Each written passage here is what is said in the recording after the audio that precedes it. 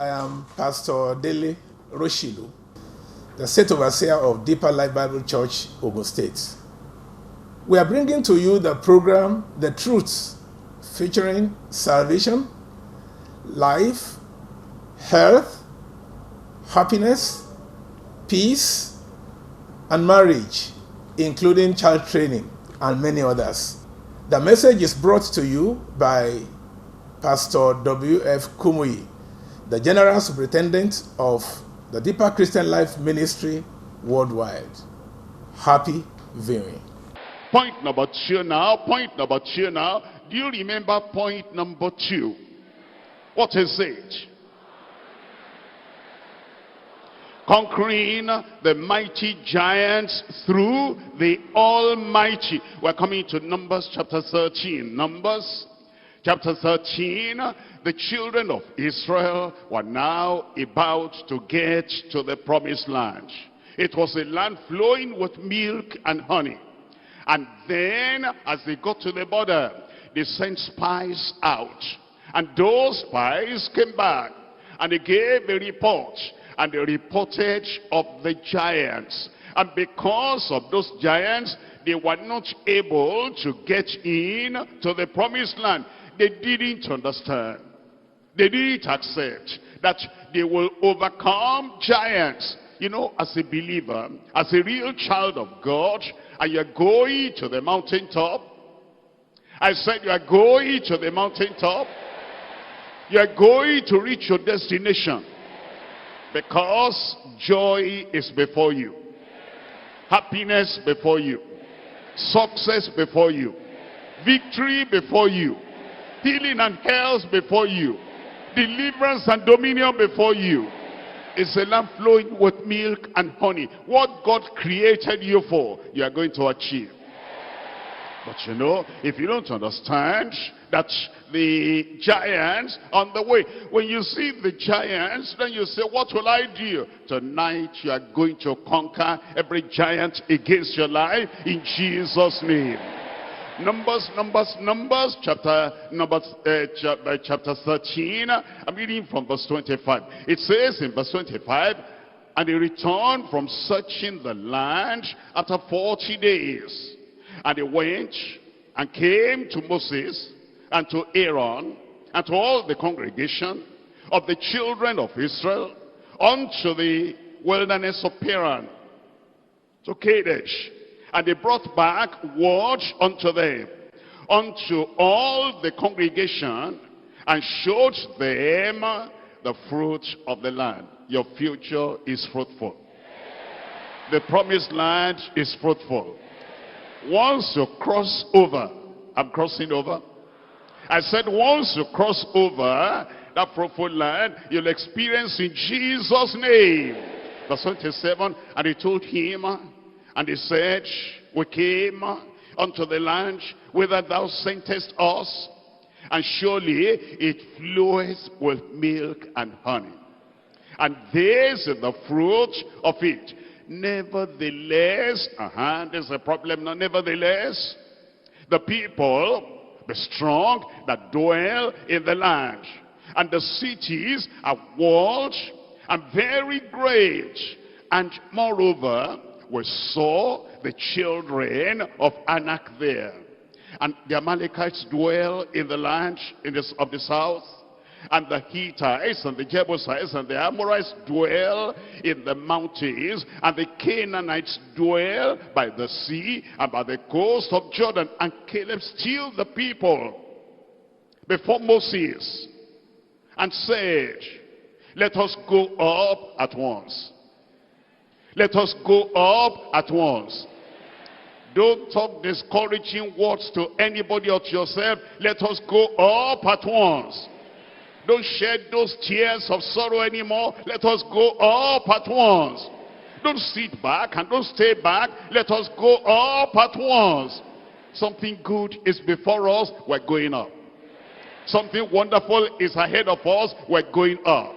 And something exciting, interesting, and this is what you are made for. This is why God called you out of the land of Egypt. It's before us a land flowing with milk and honey. Let us go up.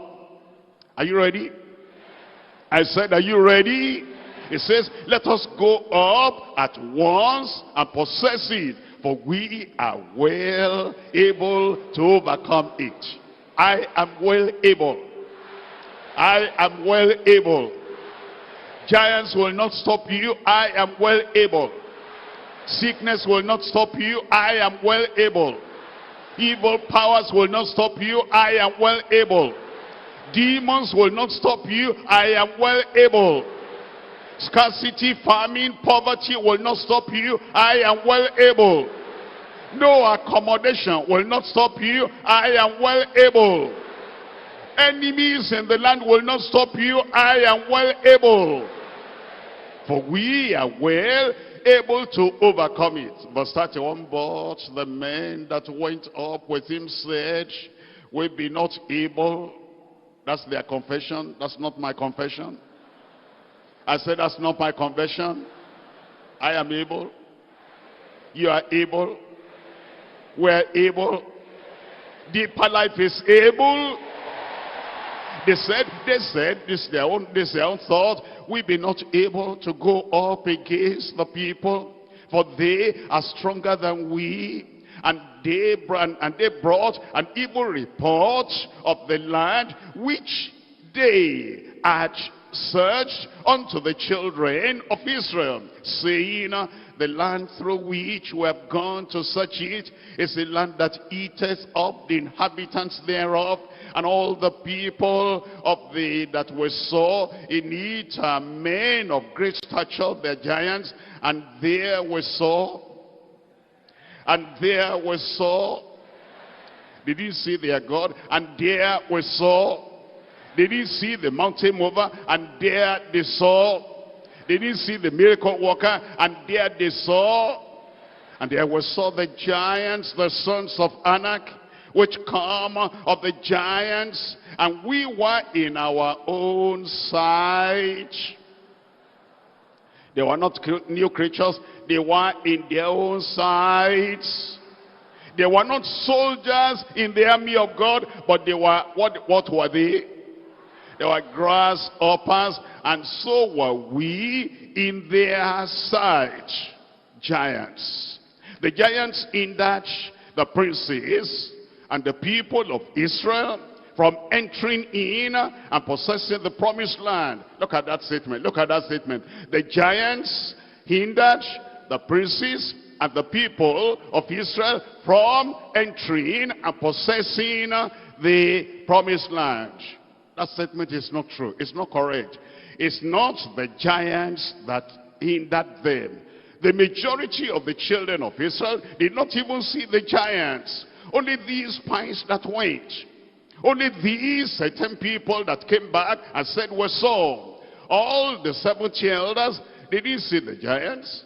All the tribes, they didn't see the giants. All the multitudes, they didn't see the giants. They only got a report. And they said, giants are there, giants are there.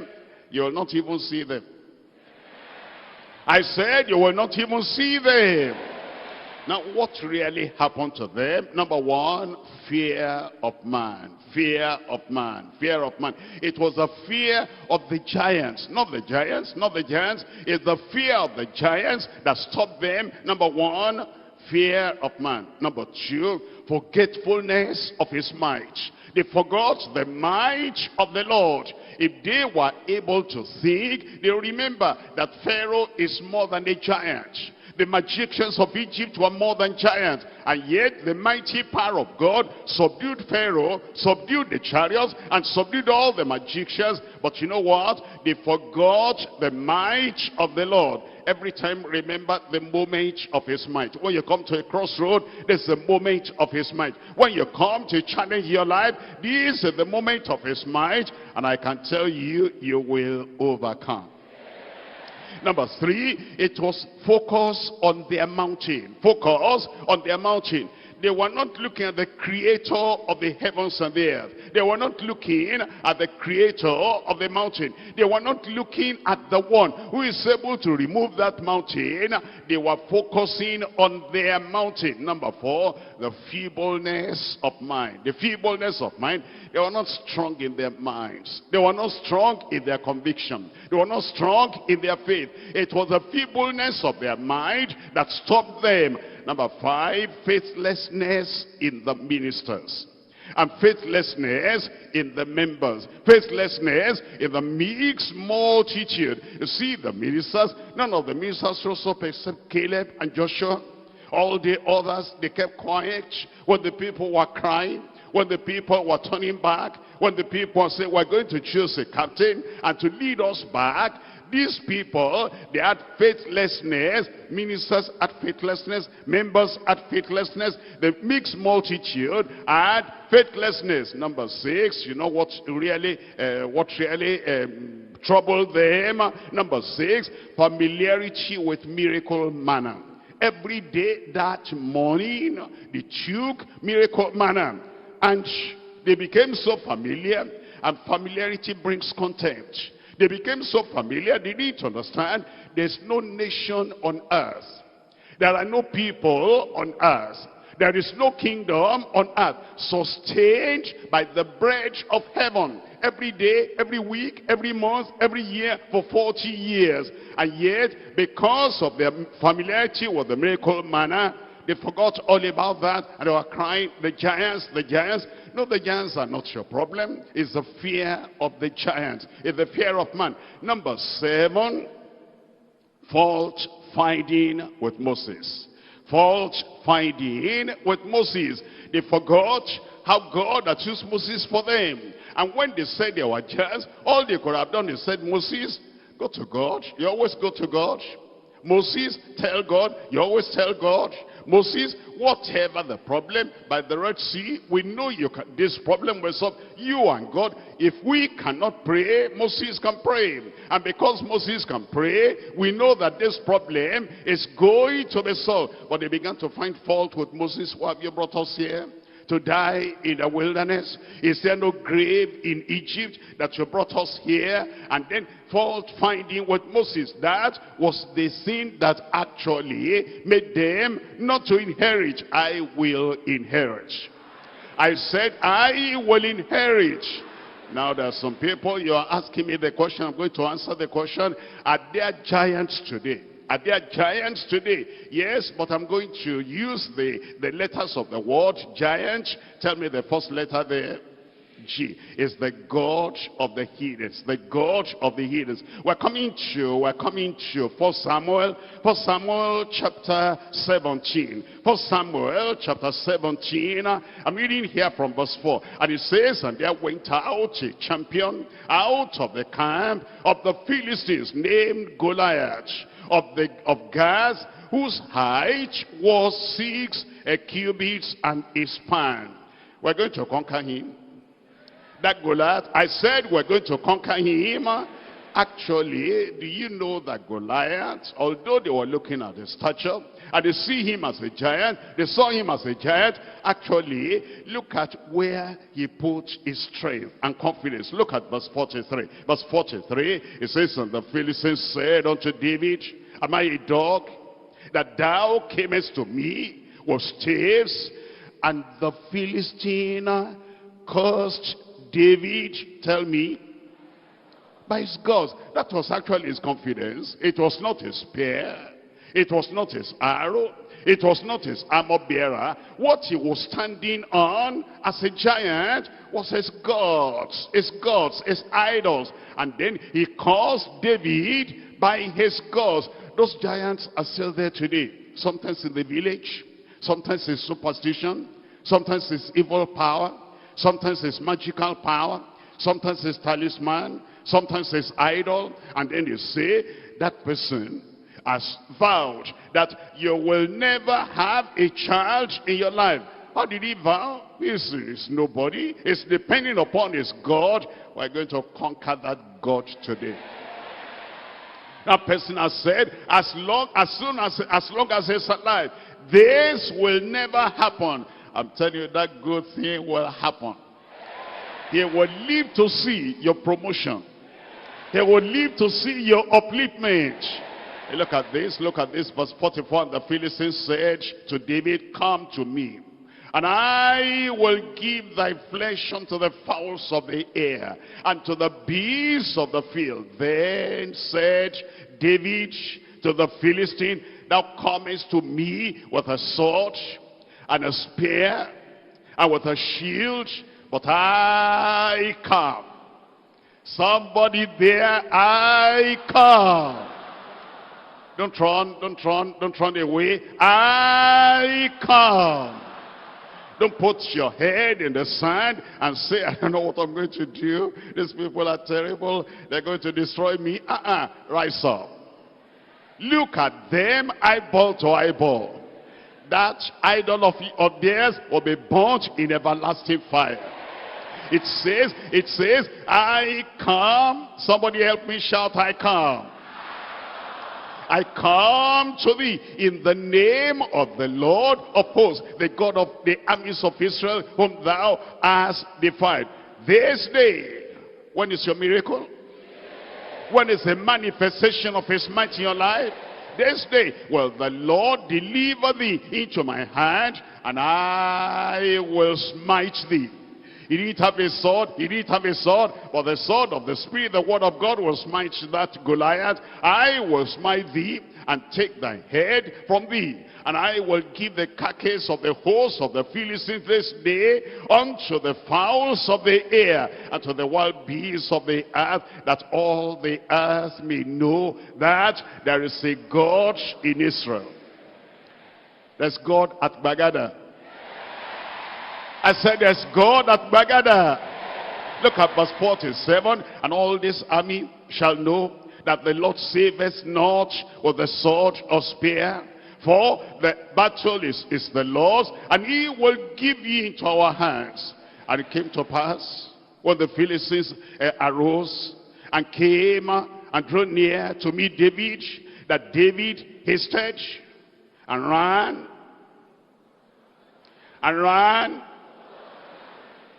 away. Why are you running away? Don't you have God? Is God not to fight your battle for you? Why are you hiding? Come out and run. I said, come out and run. Where are you? I said, come out and run. Remove that garment of weakness, and that garment of depression, and that garment of crying, and that garment of secrecy, hiding yourself. Come out, you will run. And he ran toward the army to meet the Philistine. And David put his hand in his bag and took thence a stone and slang it. And he smote the Philistine. You will smite them. In his forehead, that the stone sunk into his forehead, and he fell. Goliath will fall. Your giant will fall. Their gods will fall and fell upon his face to the earth. So David prevailed. David prevailed. Put your name there, put your name there. David prevailed. Not just I, put your name. David prevailed. You have prevailed over the Philistines with a sling and with a stone, and he smote the Philistine and he slew him. But there was no sword in the hand of David. Therefore David ran and stood upon the Philistine, and took his sword and drew it out. Their own sword will destroy them. Their own evil will destroy them. And he drew it out of the sheath thereof, and slew him, and cut off his head therewith. And when the Philistines saw that their champion was dead, They fled, and the children of Israel and of Judah arose and shouted and pursued the Philistines until thou come to the valley and to the gates of Ekron. And the wounded of the Philistines fell down by the way to Sharim, even unto Gath and unto Ekron. And the children of Israel, are they here tonight? The Israel of God, I said, are they here tonight? And it says, and the children of Israel returned from chasing after the Philistines, and they spoiled their tents. Are you there? Are you ready? G for their gods. I, infirmity. That's a giant in front of some people. I mean, here, this infirmity, this sickness, I cannot move, I cannot rise. I wanted to do exam. Every time I want to do exam, this infirmity will come. You conquer the giant tonight. Look at chapter 5 of John. John chapter 5, the giant of infirmity. John chapter 5, I'm reading from verse 5. It says in verse 5, and a certain man was there, which had an infirmity, that was a giant, 38 years. And when Jesus saw him lie, and knew that he had been now a long time in that case, says unto him, wilt thou be made whole tonight? Wilt thou be made whole? This moment of his might, wilt thou be made whole? And the impotent man answered, sir, I have no man when the water is troubled to put me into the pool. But while I am coming, another steppeth down before me. And Jesus saith unto him, rise, take up thy bed and walk. And immediately, giant of infirmity defeated. And immediately, I said the giant of infirmity defeated. The man was made whole, and he took up his bed and he walked. Somebody there and he walked. Somebody there and he walked. The fracture is healed. Somebody there, you're healed and you walk. The lameness goes away, and then you rise up and you walk. And all the weakness, everything, I cannot rise up, and you rise up and you walk. And you walk. And you walk. And you walk. It will happen tonight. And then it says, and the same day was the Sabbath day. That means the day of the moment of his might. The adversaries. The adversaries. The adversaries. You see, that's a giant standing in front of some people. Anytime you make your plans, anytime you set your goal, anytime you want to raise the platform of your achievement higher, there you have the adversary. And the adversary is saying, where are you going? What are you doing? What are you planning? We're still here. You thought you are going to make progress. Not that we think we know. Somebody there, I said you know. Giants will not stop you. I said giants will not stop you. Look at this, look at this. We're looking at 1 Corinthians chapter 16. I'm reading from verse 9. 1 Corinthians chapter 16, verse 9. It says, for a great door, and effectual, is opened unto me. Do you know there's an open door before you? Doors of opportunity. Doors of progress. Doors of achievement is before you tonight. And look at this. For a great door and effectual is opened unto me. And tell me, those are the giants. Those are the giants. And there are many adversaries. But thank God you have overcome. This day I have overcome. I said this day you have overcome. First Peter chapter 5, First Peter chapter 5, I'm reading from verse 7. Casting all your care upon him, for he careth for you. He cannot fail, he careth for you. He will not disappoint you, he careth for you. Be sober, be vigilant, Because your adversary, the devil, as a roaring lion, walketh about, seeking whom he will devour. And I'm not one of them. Whom receive steadfast in the faith, knowing that the same affliction are accomplished in your brethren that are in the world. I have overcome. N of the giants, this may surprise you, means nothing. Nothing. I want to buy something, there's no money, nothing. I want to even buy the form so that I can take exam, there's no money, nothing. I want to move here, I don't have any contact. And it's not what you know, it's who you know, nothing. Nothing is like a giant before many people. And they don't have the strength, they don't have the resources, they don't have anything at all, and there is nothing. Supply will come today. Miracle surplus will come today. That nothing, a big zero in your life that stands in your way. I don't have anything, I don't have anybody, I don't have any material thing, and I don't have any money and no provision. Nothing standing as a giant is conquered. I am sure you are blessed. You can contact us through any of the phone numbers displayed on the screen. However, you can visit us at any of our church locations in the state.